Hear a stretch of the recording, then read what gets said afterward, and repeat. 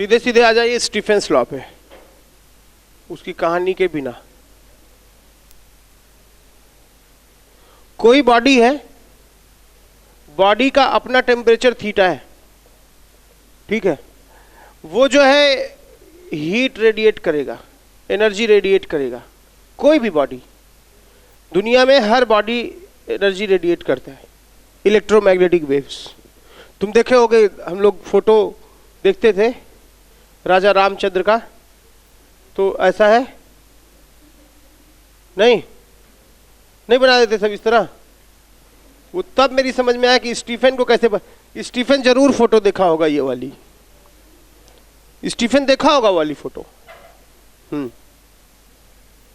Stephen वाली photo देखा होगा। एनर्जी रेडिएट करती है। कई लोग के चेहरे पे, यहां तो वो हालत उल्टी है, यहां तो और सोखते हैं सब ऊर्जा जो है। अगर आप उनकी ओर देख लीजिए आधा घंटा तो बेहोश होकर गिर जाइएगा। बाली की तरह आधी एनर्जी लेके आपको गिरा देंगे जो है। इसीलिए देखना होगा भैया, स्टीफेंस लॉ में एनर्जी रेडिएट करता है कितने से, समझना बात को। रेट शब्द फिजिक्स में बहुत इंपॉर्टेंट है, पहले दिन से बता रहे हैं। Rate of change of position, rate of change of velocity, rate of change of linear momentum, rate of change of angular momentum, है कि नहीं ये बातें। Rate of heat production, dH/dt is I²R, ये सब। रेट शब्द यहां पे जो एनर्जी रेडिएशन का रेट है, 1 सेकेंड में ये sigma A epsilon theta to the power 4 energy radiate करता है। 1 सेकेंड में इतनी एनर्जी रेडिएट होती है। बात समझ में आई? यानी हम लिखेंगे dE/dt is equal to sigma A epsilon theta to the power 4। Theta यहां पे एब्सोल्यूट टेम्परेचर है, एप्सिलॉन को एमिसिविटी बोलते हैं, इसको एमिसिविटी बोलते हैं। ये ब्लैक बॉडी के लिए 1 होता है, खुरदुरापन पे डिपेंड करता है। सिग्मा स्टीफेंस कांस्टेंट होता है, जिसकी वैल्यू याद है कितनी, 5.6 इंटू -8 ना, -8 जूल पर सेकेंड पर मीटर स्क्वायर पर केल्विन टू द पावर 4। बात समझ में आई? ठीक है, ये इसका यूनिट हुआ स्टीफन कांस्टेंट का।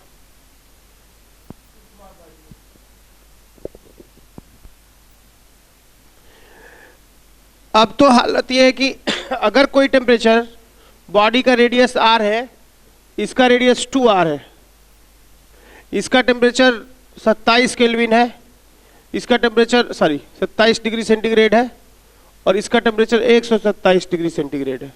ये भी कुछ एनर्जी रेडिएट करेगा dE1/dt, और ये भी कुछ ऊर्जा रेडिएट करेगा, क्यों, dE2/dt करेगा कि नहीं करेगा। ठीक है, तो क्या करिएगा आप, पूछा है कि dE1/dt बाई dE2/dt ये क्या होगा। दोनों सेम मटेरियल के हैं अगर, तो उनका एप्सिलॉन सेम होगा, ठीक, खुरदुरापन। ठीक है, तो सिर्फ किस पे डिपेंड करेगा, sigma A epsilon theta to the power 4, sigma, तो सिग्मा है A1 theta 1, sigma A2 epsilon theta to the power 4, ये कैंसिल, ये कैंसिल। एरिया कितना है, πr², तो ये हो गया r² बाई नीचे कितना 4r², पाई कैंसिल। थीटा 1 कितना है 300 केल्विन, नीचे कितना हो गया 400 केल्विन, होल की पावर क्या 4। बात समझ में आई? तो कितना हो गया 3 to the power 4 by 4 to the power 5। बात सही है, बोलो। ये रेशियो हो जाएगा 3 टू द पावर 4 बाई ये पावर 4 और एक 1, इतना हो जाएगा रेशियो। ठीक है,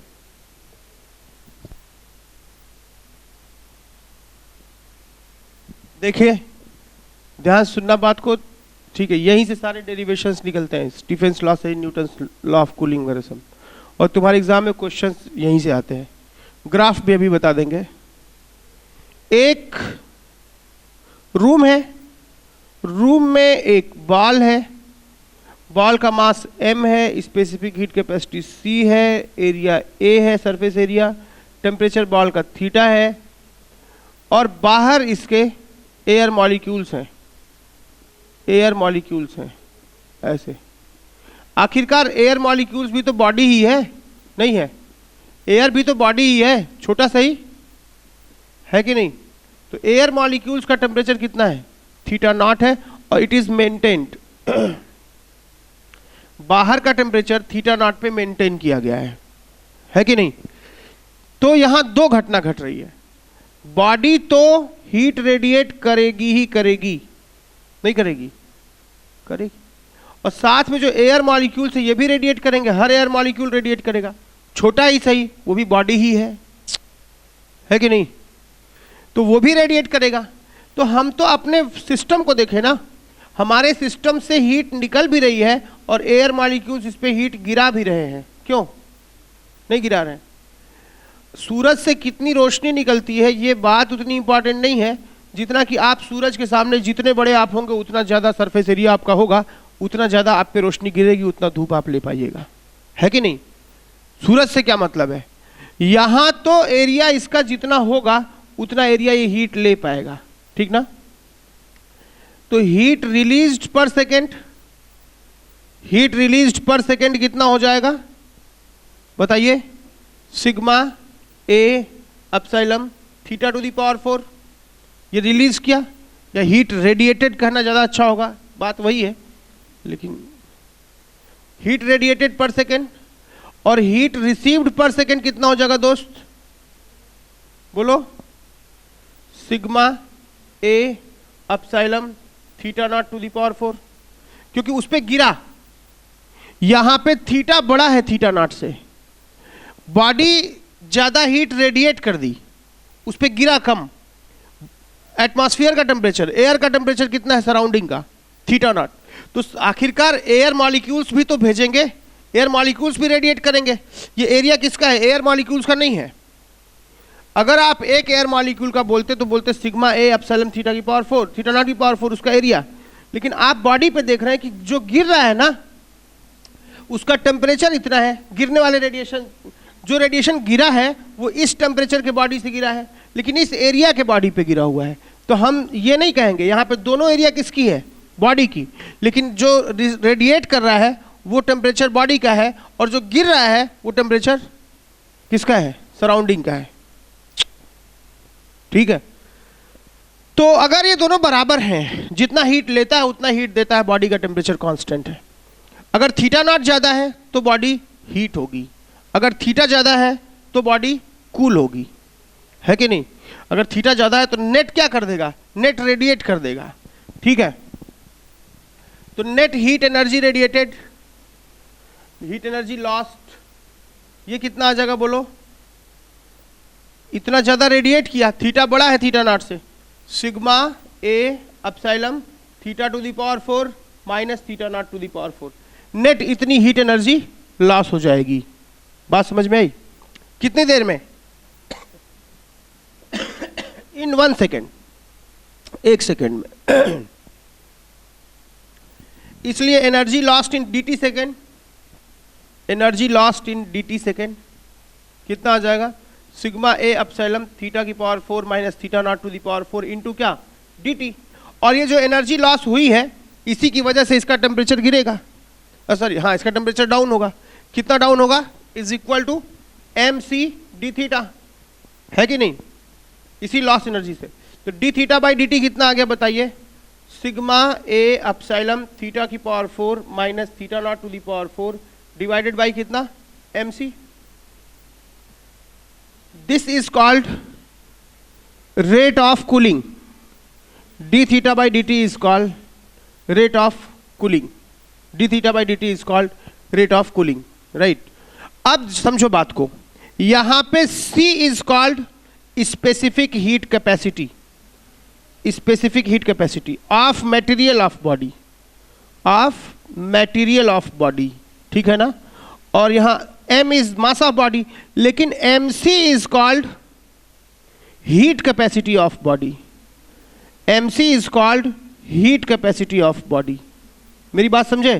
तो C अलग बात है और MC अलग बात है। C जो है उस बॉडी के मटेरियल की प्रॉपर्टी है, लेकिन चूंकि मास से मल्टीप्लाई हो गया तो बॉडी का प्रॉपर्टी हुआ। तो mc is called heat capacity of body and c is specific heat capacity of material of body, है कि नहीं? जैसे मैं पूछूं कि एक लोटा है, इसका एटॉमिक नंबर बताइए कितना है? इसका एटॉमिक नंबर कितना होगा लोटे का? कितना? लोटे का एटॉमिक नंबर होगा? लोटे के मटेरियल का एटॉमिक नंबर होगा, नहीं समझे? अरे यार, लोटे के मटेरियल का क्या होगा?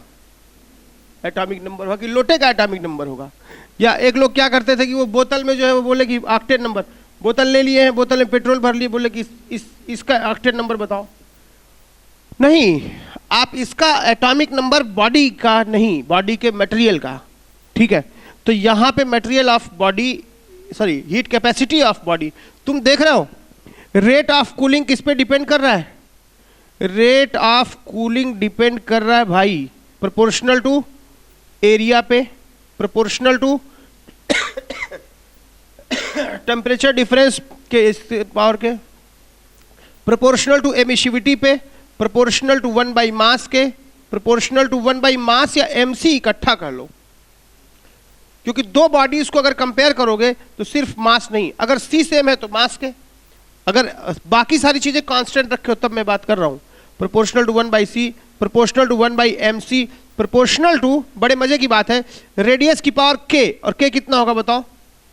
क्योंकि एरिया में 4πr² आ जाएगा, बात समझो, एरिया में ऊपर 4πr² आ जाएगा, नीचे मास में 4/3πr³ इंटू रो आ जाएगा, बात समझे? तो ये ऊपर जाके क्या हो जाएगा? r की पावर -1, तो k यहाँ कितना होगा? तो प्रोपोर्शनल टू क्या हो गया ये? r की power -1, rate of cooling, right? लेकिन फिजिक्स के टीचर का कुल काम होता है हायर अपर स्टेज में डिफरेंशियल इक्वेशन बनाना। मैथमेटिक्स में एक चैप्टर है डिफरेंशियल इक्वेशंस, बेसिकली वो पूरा काम हम लोग फिजिक्स में करते हैं, पूरा इंटीग्रल कैलकुलस हम लोग यूज करते हैं। यहां से दरवाजे खुलेंगे, dθ/dt, यहां से डिफरेंशियल इक्वेशन के आईआईटी के बड़े प्रॉब्लम के 10-10 नंबर के दरवाजे खुल जाते हैं, ठीक है? लिख लीजिए, मैं बताता हूं।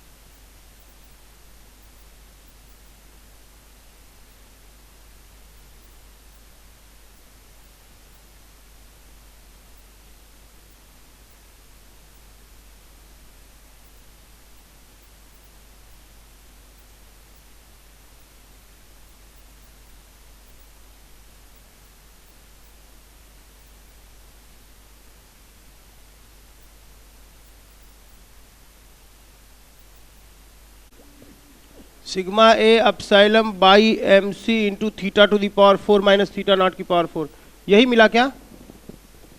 This is rate of cooling, ठीक है?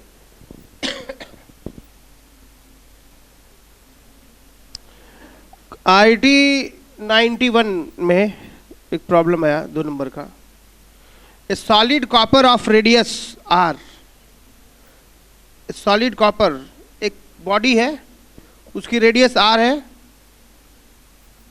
सॉलिड स्फीयर इसका रेडियस आर है, और रेडियस आर है, स्पेसिफिक हीट सी है, एंड डेंसिटी रो है।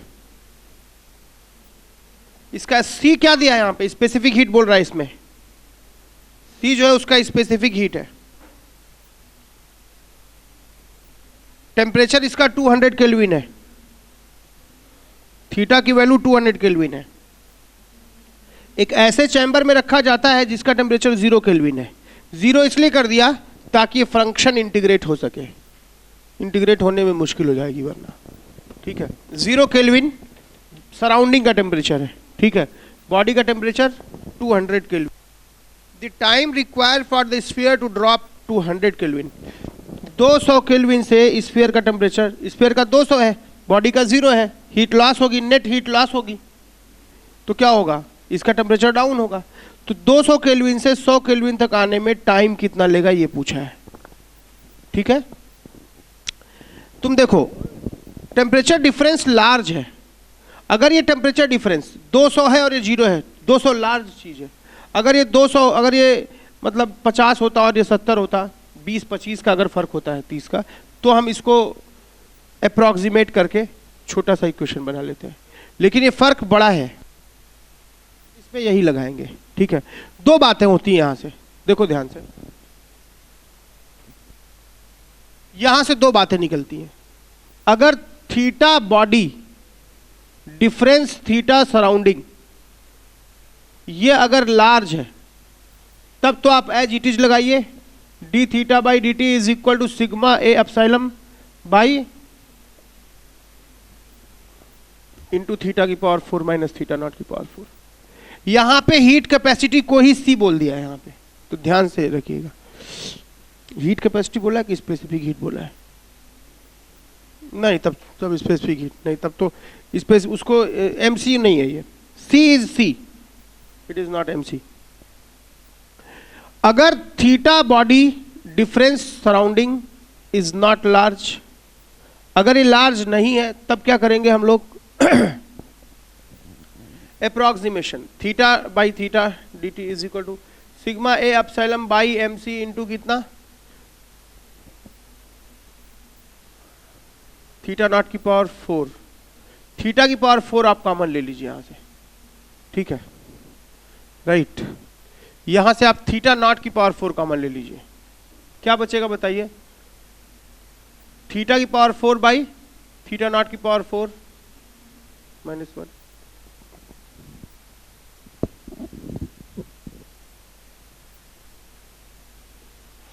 ये थोड़ा सा चेंज करिए, इसमें ऐसा करिए, बहुत लार्ज नहीं है, इसका मतलब कि थीटा जो बॉडी का है वो theta surrounding plus delta theta है, ऐसे लिख सकते हैं हम लोग, ठीक है, ठीक है। ऐसा तो लिखते हैं D theta by D T is equal to कितना, sigma A epsilon by M C into कितना बोलो, थीटा की जगह theta naught plus delta theta whole to the power 4 minus कितना, थीटा नॉट की पावर 4। इस टर्म को पकड़ो, डेल्टा थीटा बहुत कम है थीटा नॉट की तुलना में, मतलब ये लार्ज नहीं है, theta minus theta nought is equal to delta theta. ये क्या कर रहा है, इट इज नॉट लार्ज, ये स्मॉल है, ठीक है। तो ये कितना हो गया बताइए, थीटा नॉट बाहर लीजिए, थीटा नॉट की पावर 4 इंटू कितना 1 प्लस डेल्टा थीटा बाई क्या, theta nought whole to the power कितना 4, यहां से बाहर लोगे तो ये पड़ेगा, ये बहुत छोटा है, स्मॉल है, 1 के, it is much much less than 1, तो 4 को यहां ले आ सकते हो, तो कितना आ जाएगा, थीटा नॉट की power 4 into 1 plus 4 delta theta by theta naught minus theta not की पावर 4, नेट बॉडी का ये आ गया, इंटू ये कांस्टेंट ये वाला। अब क्या करोगे, थीटा नॉट की पावर 4 को भीतर ले जाओगे तो ये थीटा नॉट की पावर 4 और ये थीटा नॉट की पावर 4 क्या हो गया, कैंसिल हो गया, क्या बचा, ये constant sigma A epsilon by M C into ये यहाँ क्या था, थीटा नॉट की पावर 4 से इससे मल्टीप्लाई करोगे तो कितना बचेगा, थीटा नॉट का whole cube into 4 delta theta, यही बचा ना, बोलो D theta by D T इतना हुआ। लेकिन डेल्टा थीटा की जगह क्या लिख सकते हो, theta minus theta nought, D theta by D T is equal to 4 sigma A epsilon by M C into theta nought cube into theta minus theta nought.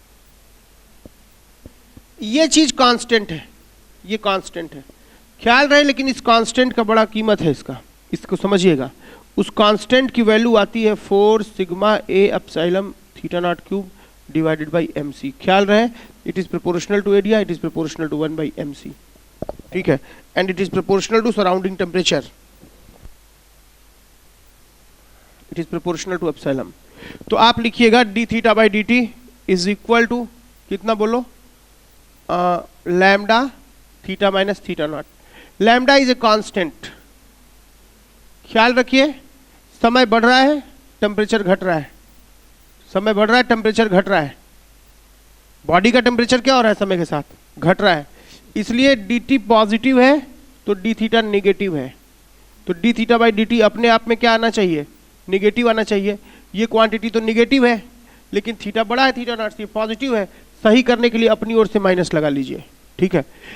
Lambda एक कांस्टेंट है जो कि प्रोपोर्शनल टू 1 बाई mc है, जो कि proportional to area है, proportional to epsilon है, proportional to theta naught की पावर क्यूब है, ये ख्याल रहे। This is Newton's law of cooling.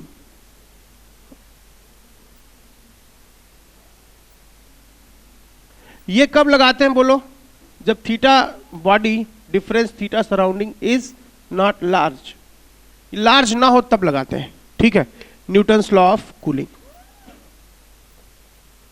और ये कब लगाते हैं, जब बड़ा फार्मूला तो ये है, बड़ा फार्मूला ये है, इसका अप्रॉक्सीमेशन कर दोगे तो क्या हो जाएगा, ये आ जाएगा, इसका अप्रॉक्सीमेशन कर दोगे तो ये आ जाता है, ठीक है।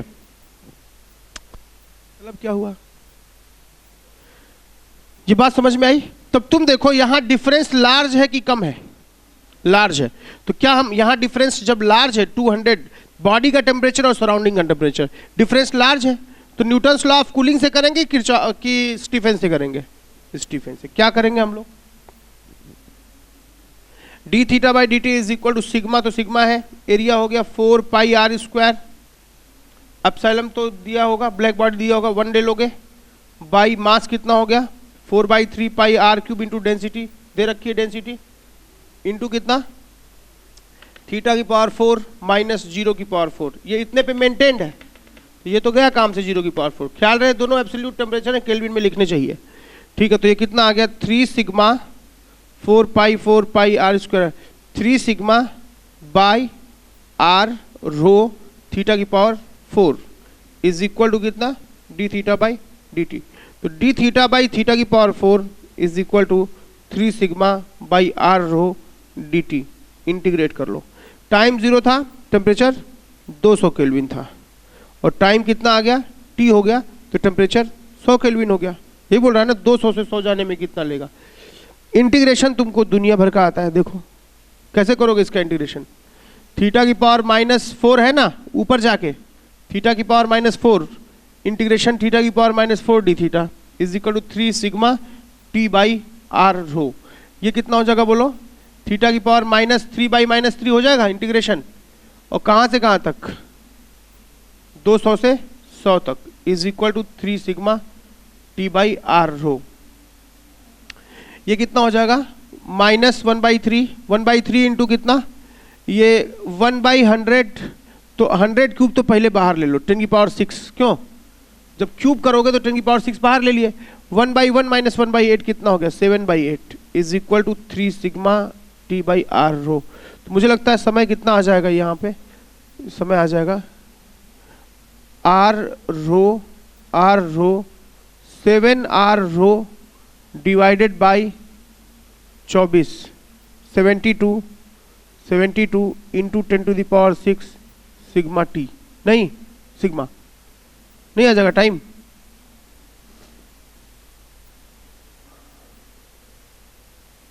इतना टाइम लगेगा, लिख लीजिए।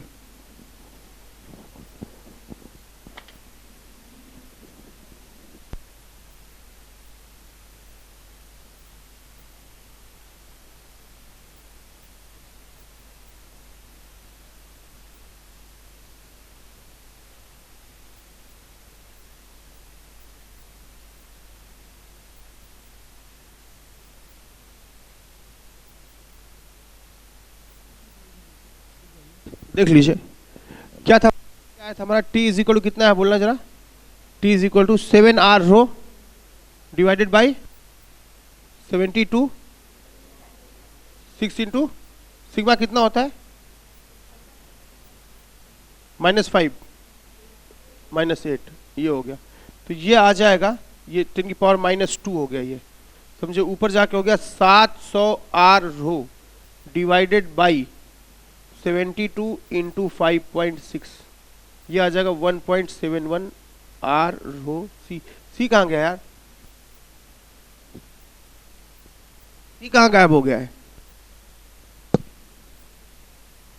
MC ना, यहाँ सी होना चाहिए, यहाँ सी ना, तो R rho C, R rho C, R rho C है कि नहीं?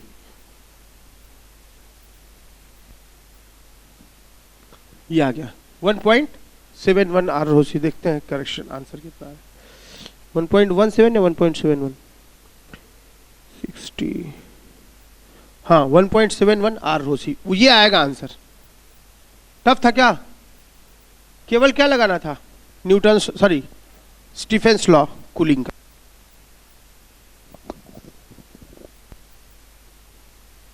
दो केस बना लो कि एक बार जब लार्ज है तब ये लगाएंगे, और अगर अप्रोक्सीमेट किए तो ये लगा देंगे, और ये जो कांस्टेंट हो इसके प्रोपोर्शनल होता है कि नहीं?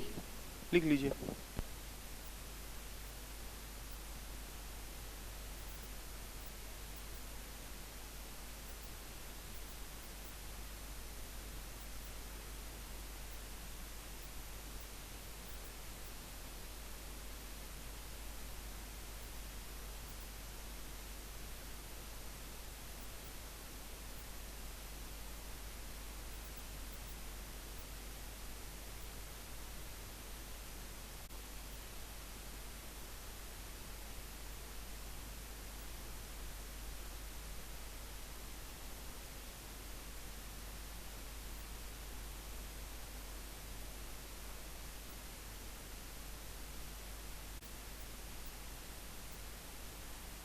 देख लीजिए,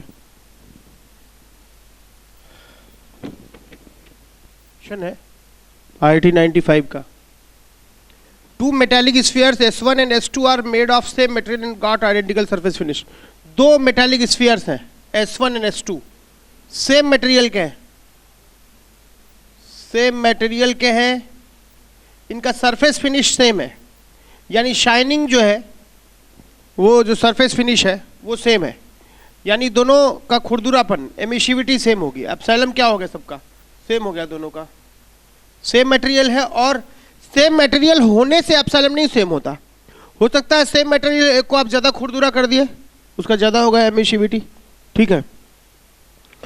both the spheres are heated to same high temperature. The mass of S1 is 3 times that of S2। इसका मास 3m है, इसका मास m है, ठीक है।